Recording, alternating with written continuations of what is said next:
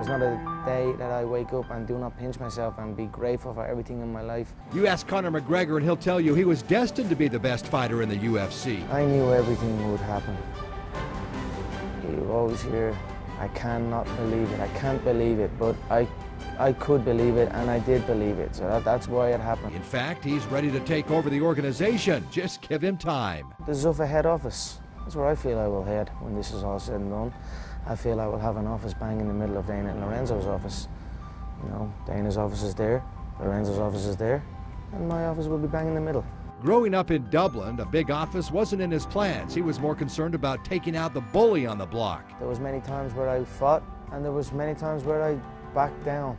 So I was no different than any young kid. Sometimes you win, sometimes you lose. McGregor started boxing as a teenager and quickly moved into mixed martial arts. He witnessed his first UFC fight in 2009 and said, "That's what I want to do." He quickly rose up the ranks and found himself in the UFC and hasn't looked back. His last loss was in Ireland in 2010. As one of the two biggest stars in the sport, I asked Conor who would be most proud of his accomplishments, his father or his mother. I think they're both equally proud of me. I mean, to see their son achieve their dreams, they are both big fans of what's happening here.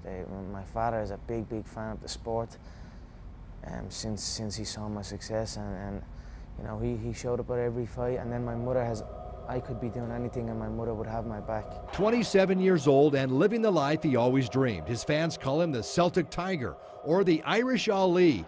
They even say the UFC stands for United for Conor. This story has never been told before. There has never been another man in this position. Even in this sport, you know, before me, no one had a registered a win inside the octagon, let alone headline events, let alone win world titles. So, coming off his knockout win over Mendez, the featherweight finally gets his chance to fight champion Jose Aldo in UFC 194. It'll take place in December in Las Vegas. Conor is already a 2-1 favorite. What else can I say? He went running. Now he claims he's back. We'll see. I'll be there like I was there July 11th. The former plumber from Dublin is right where he thought he would be, even challenging boxing's pound-for-pound king Floyd Mayweather. He recently told The Guardian he'd dismantle him in seconds in a fight that would generate $500 million.